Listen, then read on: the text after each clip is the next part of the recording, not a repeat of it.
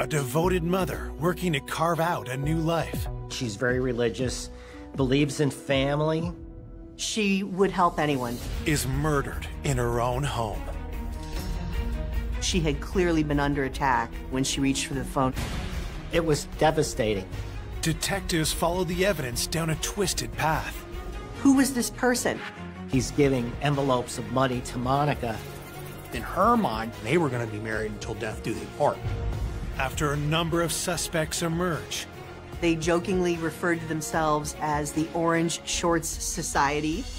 He cried, but it was very fake. Monica told me if anything ever happens to me, that he was responsible. the killer is someone no one could have predicted. The whole thing was just surreal. And I'm like, oh my God, you almost got away with it.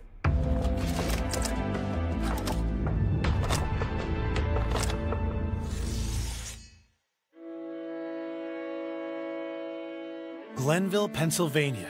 It's a small, proud community where everyone knows their neighbor by name. It wasn't really even a town, it was rural. Good, decent people.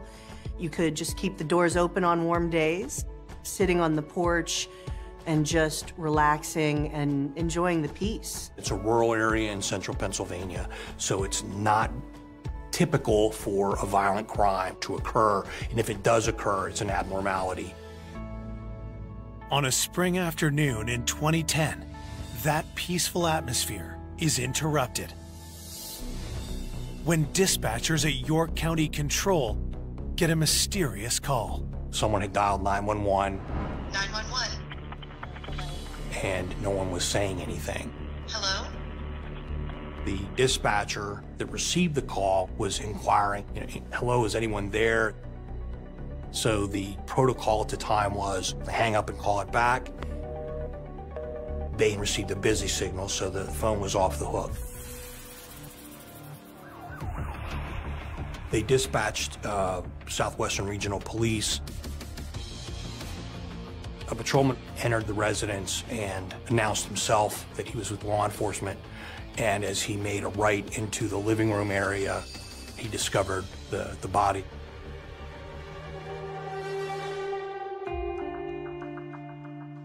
There was a lot of blood around her head, as well as on the floor. A forensics team arrives within minutes, with 2 homicide detectives following close behind.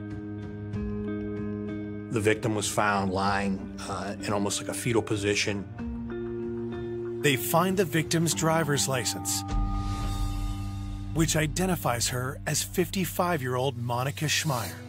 Closer inspection of the body reveals she met a violent end. She had clearly been under attack when she reached for the phone to try to call for help. There was a telephone with the receiver off just above her body, lying there, and there was some blood on the 9 and the 1 of the telephone. Very close to Monica's body, detectives find an important piece of evidence. We located a small shell casing that was lying on the ground. We searched for a firearm or ammunition, a holster, anything that would lead us to believe that there would have been a gun in the house. There was none located. The forensics team pores over the crime scene, hoping to turn up something that can help them understand the crime. We did fingerprinting, we did photography, we searched around the house. There was nothing there to lead us to believe that it was a home invasion, and it was very mysterious to us as far as, what happened here. Another detail suggests Monica wasn't the victim of a robbery gone wrong. We did locate some cash in the home that were in white envelopes that were on the bookshelf. We found cash in bins that were packed up that you could visibly see as you walked around the house. The envelopes we found were very easy to see. Some of them would have maybe $100 in them. Some of them only had a few dollars. Each one of them had a designation on the envelope, like to the church or for a bill or something like that. Investigators begin collecting forensic evidence for further analysis. The evidence we collected in the home consisted of the money envelopes, the blood evidence, scrapings from the phone, from the floor, and fingerprints. A Rolodex was found. On the Rolodex, we found some close contact information. While forensics continue their work at the scene, detectives track down Monica's family to deliver the terrible news. Monica had 2 adult daughters, Veronica and Elsa, and they were not living at home at the time of her killing. Veronica was in Florida, and Elsa was out of the country. Both daughters are stunned by the murder and say that their mother was known for her charity, which had only increased since their parents' divorce. Monica Schmeyer's daughters said that she would help anyone, extremely generous, volunteered her time in the community, was a devout Catholic, very involved in her church. Monica's brother, Eric, is no less shocked when police inform him of his sister's murder.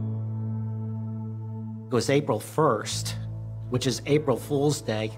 You know, I'm thinking, is this a prank? You know, what, my sister's been killed? It was devastating. Monica was not only my sister, she was my next door neighbor. Detectives ask Eric to tell them more about his sister, in the hope that something from her past will point them toward her killer. We were raised in a Catholic family in northern New Jersey. We had a simple, frugal life, 5 siblings. I was the eldest and she was the 4th. She was the smartest out of all 5 of us. Monica was very studious and very determined. Even as when she was a little kid, she was a bookworm. She aced everything through college, grammar school, high school.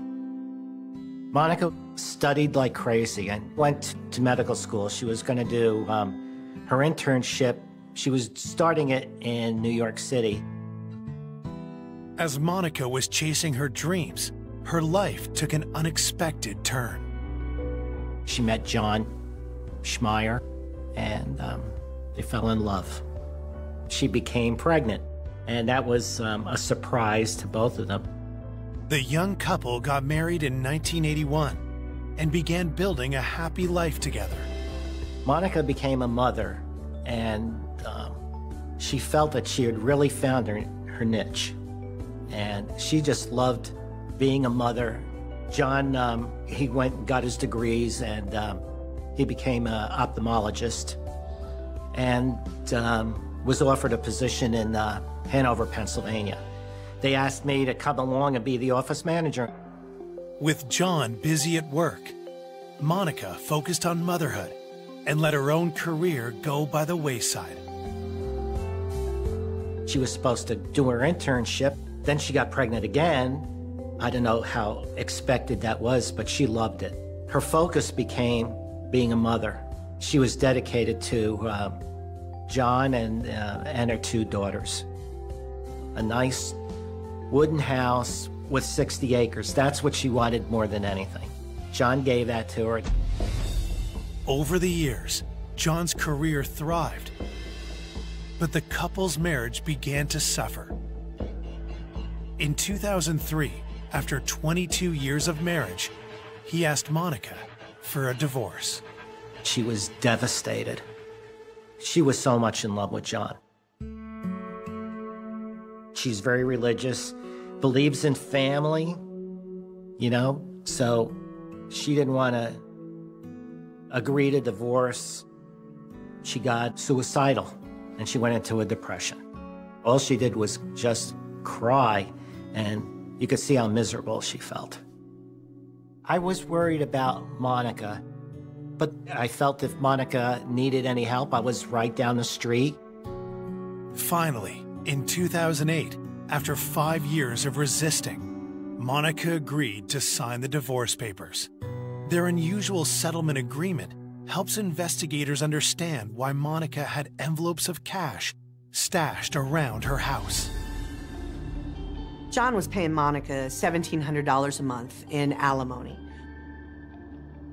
He had also given her the family home and much of their savings because it was him who wanted that divorce, not her.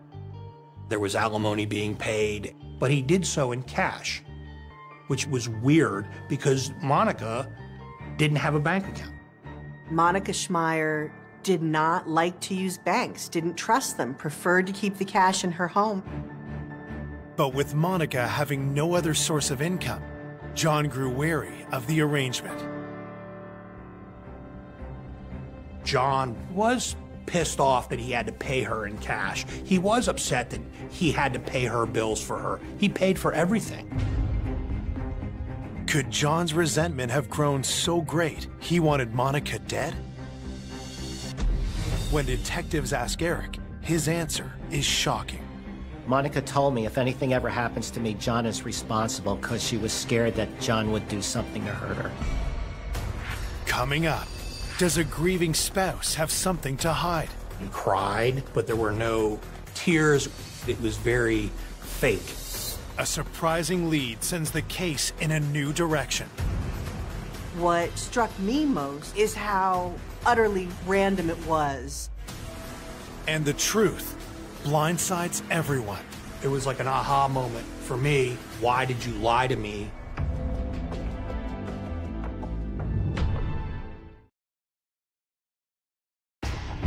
York County Police investigating the horrific murder of Monica Schmeyer have reason to be suspicious of Monica's ex-husband, Jon.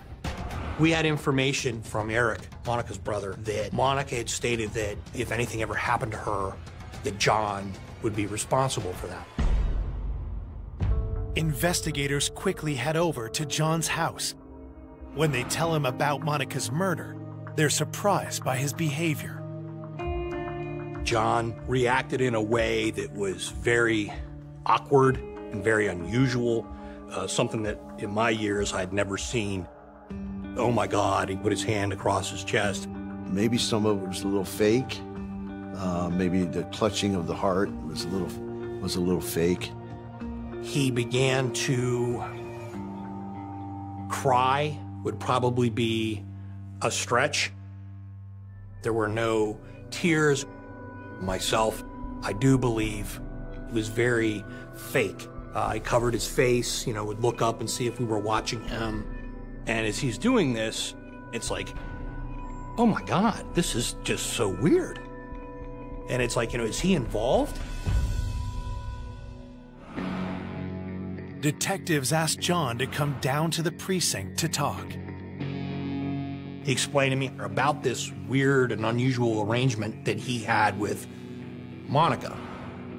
The envelopes that we found in the home would be labeled like electric bill, water bill, mortgage, whatever, but they were used to give back to Jon so that Jon could then pay her bills.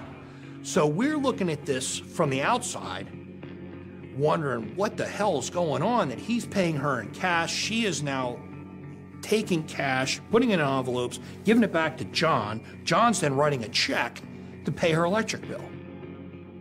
So it was fueling that frustration and animosity in Jon's perspective.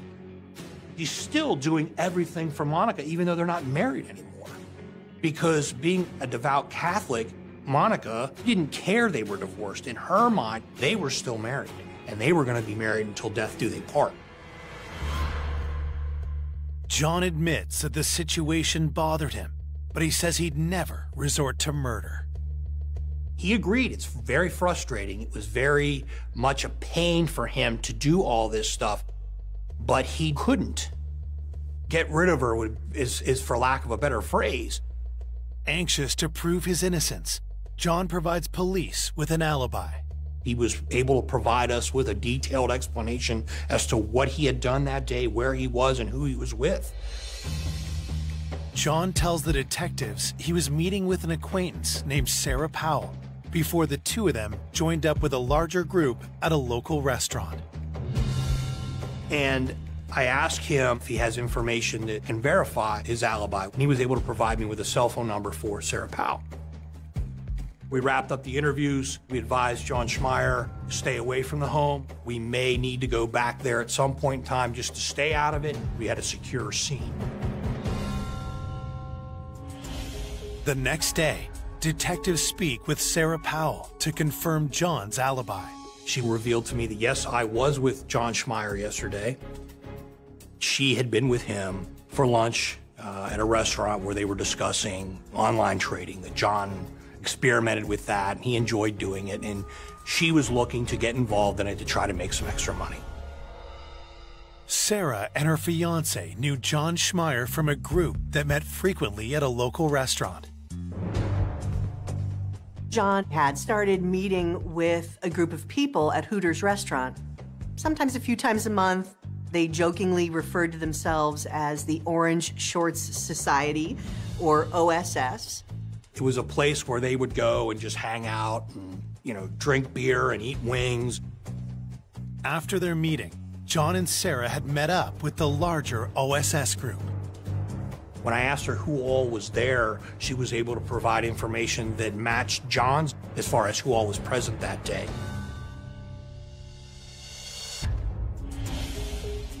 Investigators tracked down the rest of the OSS members at the meeting, and each one of them echoes Jon and Sarah's story.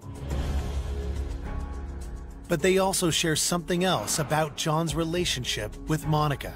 At these OSS meetings, Jon would say that he was frustrated with her and he was trying to move on with his life, but yet Monica was always there in his business. Even though his alibi is confirmed, Jon appears to have a clear motive for murder, which makes him suspicious to police. So they ask him to take a lie detector test. Jon submitted to a polygraph examination. Jon's polygraph was inconclusive, which means that we were unable to determine whether he was being truthful or not. The test results have police mulling over a new theory. Well, if Jon has an alibi, well, then maybe there's something else going on here that we need to look into. Theoretically, what if he paid somebody to kill her? We started really looking at Jon as far as, a murder for hire, that theory. There was money involved, and certainly divorces can be acrimonious. He certainly was somebody they continued to look at. Detective suspicions about Jon are stoked yet again when they get a troubling call from Monica's brother, Eric. I told them that Jon comes to the door at about 5, 6 o'clock in the morning. And then Jon went into explaining that he went to Monica's house. Jon was not supposed to go to the house. He was told not to go there. He went there anyway. Now that set a bell off for us. What the hell's going on here?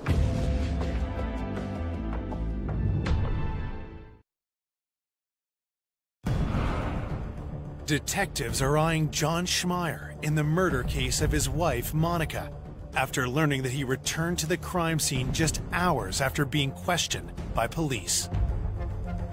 We learned from Eric, Monica's brother, that Jon Schmeyer disregarded what we had asked him and actually went to the scene to see what had happened and gone into the house, had looked around, had walked around. Jon's behavior is not only suspicious, but could have damaged the investigation. Anything further that we wanted to do there had been jeopardized because the scene was no longer secure at that point. With Jon not following our request, it's another arrow in our quiver as far as, the person of interest, just another little check mark. The day after the murder, police canvassed the neighborhood around Monica's home. Patrol officers went out and spoke with neighbors, were able to locate people that saw something suspicious that was out of the ordinary the afternoon of March 31st. The first witness Patrol located was Mr. Kegerice. He lives up the hill from Monica Schmeyer. Mr. Kegerice advised that the afternoon of March 31st, he noticed a gentleman coming down the hill. And he said it was kind of unusual. He'd never seen the guy before that afternoon. He sees this same gentleman now walking with a purpose, is how he describes it, back up the hill with what he believes to be a white envelope in his hand. So now we're putting two to two together. Oh, white envelope. We had white envelopes in the house. Those white envelopes contain cash. Why is this guy in the middle of nowhere, then comes back, and now he has an envelope, and he's walking with a purpose?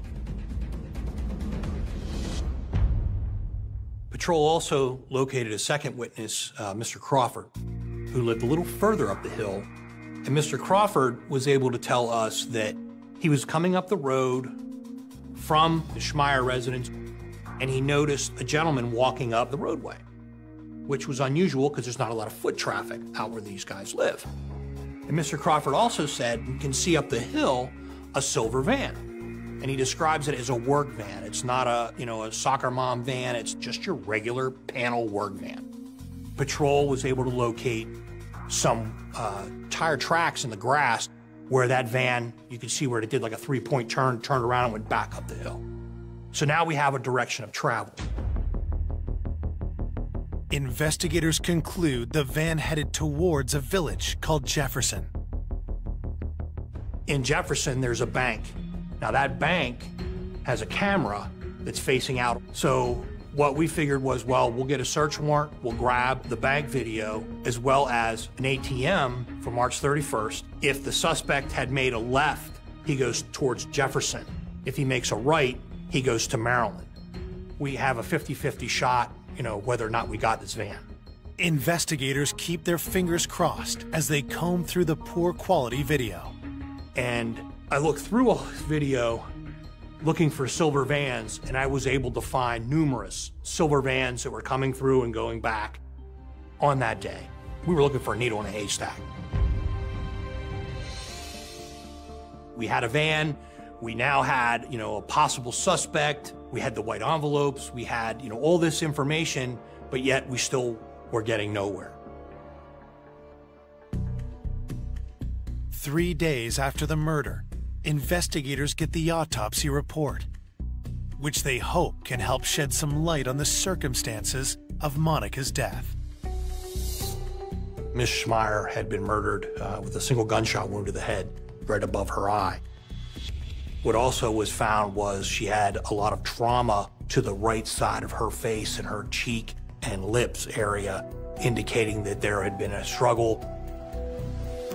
I told them that Monica would fight. Monica had no fear. She had no fear of death. Monica did not care. She would go after the guy and scratched him. When I told the police that, they checked for DNA under their fingernails. The fingernail scrapings, we sent them off to the forensic lab for analysis for DNA. While they wait for the results, detectives focus on anyone Monica would have trusted to come to the house.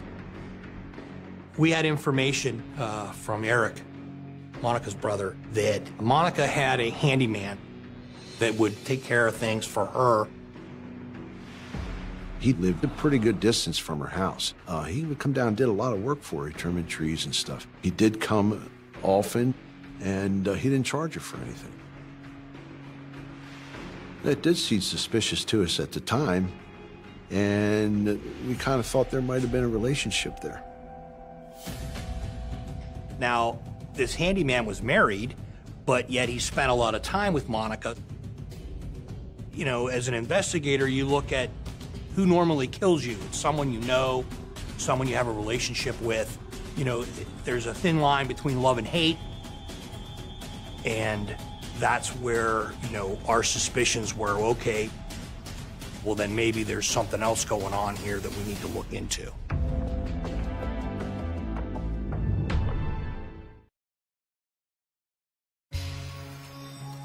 Detectives investigating the homicide of 55-year-old Monica Schmeyer have learned that Monica may have had a relationship with a handyman who did work for her around the house. He would cut her grass, would do odd jobs around the house, take care of things for her. And she would often be seen like having lunch with him, or there was a relationship there. Now, we didn't know how strong that relationship or how intimate that relationship was. Monica's brother, Eric, can offer investigators little insight into his sister's recent personal life. In the beginning, we visited often, and then Jon left. Even though she was my next-door neighbor, she became isolated from me, and in a way, I didn't know what was going on. Detectives asked the handyman to come down to the station for an interview. When we asked him where he was at the time of the murder, he told the investigator that he had been working at a residence within a gated community in Adams County, about 40 miles away. Unwilling to take him at his word, detectives check into his alibi. We were able to substantiate that based off of the gate log as well as the video that was there that showed him coming in early in the morning and leaving after the 911 call would have been placed. So we were able to eliminate him as a possible person of interest in this investigation. With the handyman in the clear, detectives are running out of possible suspects. We looked at everyone. We looked at the UPS driver who delivered a package that day. We looked at the mailman. We looked at the exterminator. We looked at people that she knew from the dry cleaners. Anywhere we could find information about Mrs. Schmeyer, we talked to those people because we were at wit's end as far as who could have done this and why would they have done it. The passing weeks start to take an emotional toll on Monica's friends and family. Everybody back home is waiting for something to happen, something. And then I got to the point, and I think the rest of the family, it's just going to be one of those things. You know, we're just going to, the guy maybe gets away with it or whatever. It just seemed as if they were never going to solve it. And I think people were concerned, what if it was random? Because if it was random, it can happen again. A month into the investigation, Detective Damagon decides to take a fresh look at all the evidence they have so far. I was sitting at my desk in my office, and I have my notepad, and I'm going through all my notes from the scene. The investigators circle back to Monica's ex, Jon, and his friends at the Orange Short Society. I'm flipping through my notebook, and I get to my interview with Sarah Powell. Reading that, going back through that. Fellow Orange Short Society member Sarah Powell had confirmed Jon's alibi. But now another detail suddenly jumps out to the detective. And immediately, a light bulb goes off, and I recall, Sarah Powell telling me, my fiance is usually there, but he wasn't yesterday. Sarah's fiance, Timothy Jacoby, is also a member of the Orange Short Society. But because he was unable to confirm Jon's alibi on the day of the murder, he had been off investigators' radar until now. Come to find out, he has a master's degree, he's college educated, he's a U.S. Air Force veteran. He made, better than average money. But when police search Timothy's name in their database, they make an alarming discovery. He had a prior arrest for a robbery of a jewelry store involving a firearm. Scooped up, I think it was close to $48,000 worth of jewelry. Turned around and ran out and dropped all the loot as he was running. They still caught him. He served prison time for that. An ex-con who's friends with Jon Schmeyer. The discovery reignites detectives' murder-for-hire theory.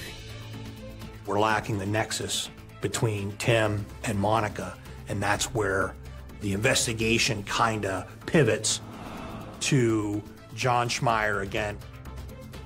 Clearly he didn't do it himself, but he could have paid someone to do it. Detectives' suspicions intensify when they check Jon's phone records. In Jon's cell phone records, we found a phone call the day of the murder from Jon to Tim Jacoby. And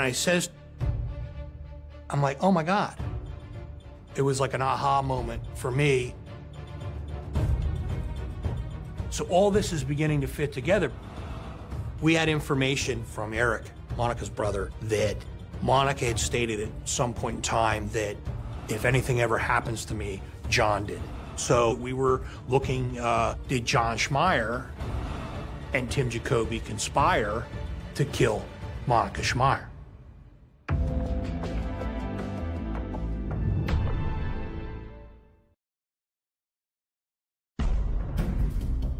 When police discover that Jon Schmeyer's friend, Timothy Jacoby, is a convicted felon, they wonder if Schmeyer may have commissioned him to murder his wife, Monica. I run him for firearms, and what does he own? A Kel-Tec 32 automatic, which is one of the manufacturers we're looking for. So again, another flag goes up. You know, now we got to tie him to a van. Was Jacoby the man witnesses saw driving the silver van close to Monica's house around the time of the murder? But the problem we're seeing now is he doesn't own a van. We then identified where he worked, and he has access to a silver work van that they sign out on a calendar. You just go in and you check the calendar. If it's available, you put your initials in there, and on Tuesday you get the van. Investigators asked for the company's logbook to see if Timothy had the van when Monica was killed. We're going through it, and wouldn't you know it, there's only 11 months there. And the 1 month is missing is March. March 31st is the date of the murder. Once we found that Tim Jacoby had access to a van, we checked that bank surveillance video, and we were able to locate a van that's the same make and model as the one that Tim Jacoby had access to, coming out a route that would lead someone towards Tim's home. The evidence piling up against Jacoby is compelling, but detectives will need something more concrete if they're to file charges. We make the decision, we're gonna hit Tim's house with a search warrant. Tim did not say one word. Not, why are you guys here? What's going on? Nothing. Silence, other than a smirk on his face. The search quickly uncovers damning evidence. We found a firearm that had been stolen in a burglary in Florida some years before. So Tim, being a felon, he was not to possess any kind of firearm, and he was currently on parole, so we charged him with possession of a firearm as well as receiving stolen property. His parole was violated, and he was put in jail. In addition to the stolen gun, investigators find a strange piece of evidence that leaves them scratching their heads. In a detached shed that was on the property, we found a small barrel about, I don't know, that long, maybe 2.5 inches long. And it appeared to me that it was consistent with a .32 or a small caliber firearm barrel. Could this barrel be part of the murder weapon? While it's sent to the lab for analysis, detectives have some questions for Jacoby. But Jacoby isn't interested in talking.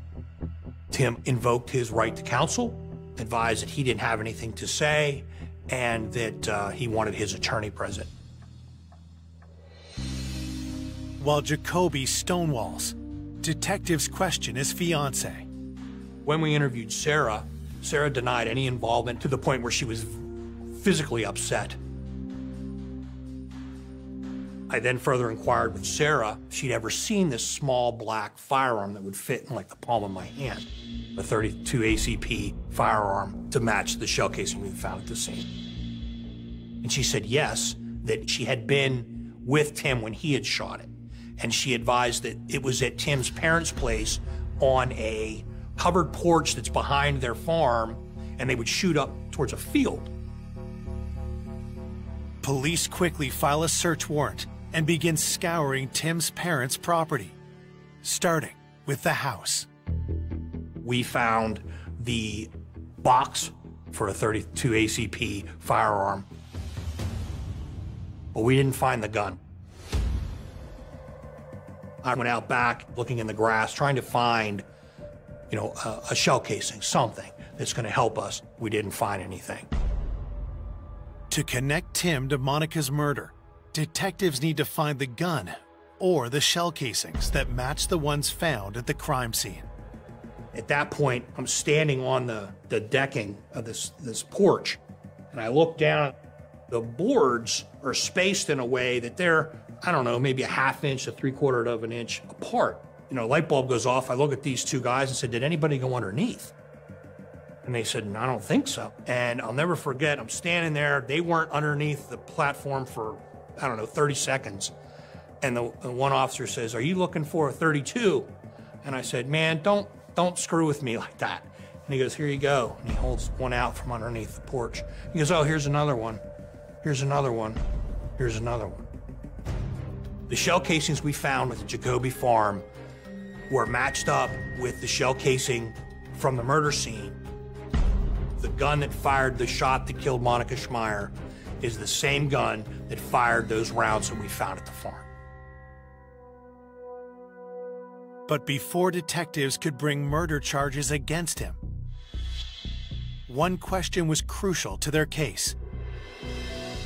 Why would Tim Jacoby kill Monica Schmeyer? Police determined that he had never met Monica, had nothing against Monica, and the only way he knew her was through her husband.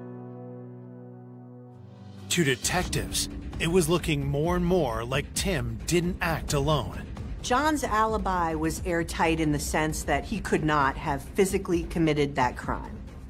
However, that didn't clear him with police, because certainly he could have hired Tim Jacoby. Anxious to get the truth once and for all, detectives confront the man they've suspected all along. I went down to Virginia, where Dr. Schmeyer was now residing, because we were not 100% sure that Jon didn't have anything to do with the homicide.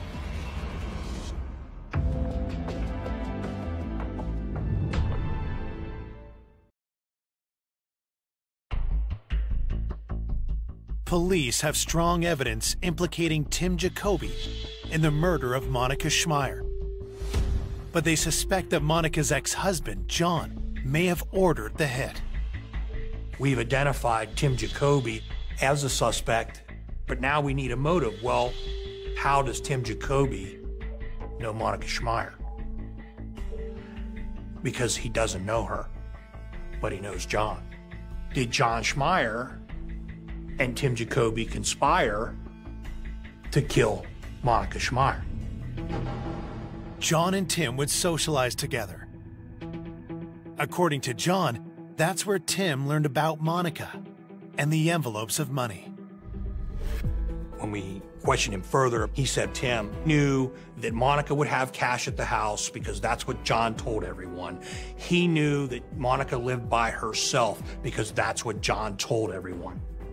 Tim Jacoby took that information and he devised in his mind the perfect crime.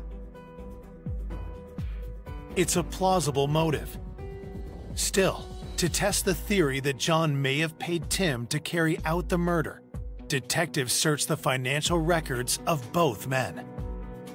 We're trying to find any kind of financial connection between Jon and Tim. We left no stone unturned. We were finding nothing. Yet detectives know that Jon had placed a call to Jacoby on the day of the murder.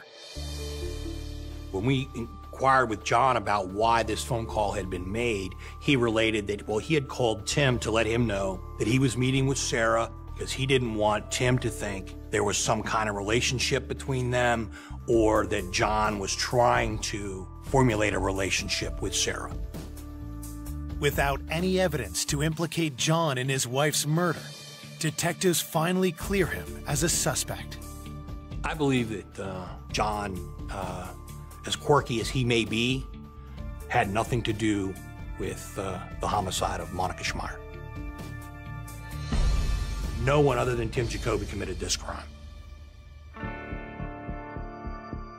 On October 9th, 2012, Timothy Jacoby is charged with first-degree murder. Someone she had never met that Jon knew. The whole thing was just surreal. 2 years later, the case goes to trial, and prosecutors lay out how they believe Monica's murder unfolded. We believed that afternoon. Tim signed out the van in Lancaster County. He came across, parked the van, walked up to the home. Whether he knocked on the door or he rushed the house, whatever, he overtook Monica, whether it was by surprise or by force. At some point, she made a run for the phone, at which point she brought the phone up to make the call, and she was shot. Worried police are on their way, Jacoby panics. Tim, in haste, grabs what he sees on the counter, walking with a purpose, with an envelope in his hand, and leaves.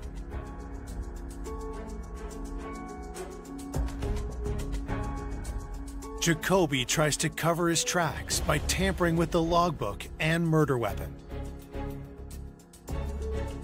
It showed that Jacoby was trying to erase every bit of evidence that might tie him to this crime. So far, the evidence is circumstantial. So prosecutors turn to the results of a specialist YSTR DNA test. A YSTR tests for specifically the male Y chromosome. They ran the YSTR test on the fingernail scrapings of Monica Schmeyer, and they found a complete Y profile of the male Jacoby lineage. We eliminated his brothers and his father as having anything to do with it based off of alibis, other circumstantial evidence. On October 8th, 2014, the jury finds Jacoby guilty of first-degree murder, burglary, tampering with physical evidence, and robbery. Ultimately, Tim was sentenced to death. That's justice in my eyes. Maybe there was a sense of relief and closure with the family, but for me, that pales in the fact that my sister's dead. I want people to remember Monica as a dedicated Catholic, someone who was dedicated to her family. I don't know anybody that was more dedicated to her family and to God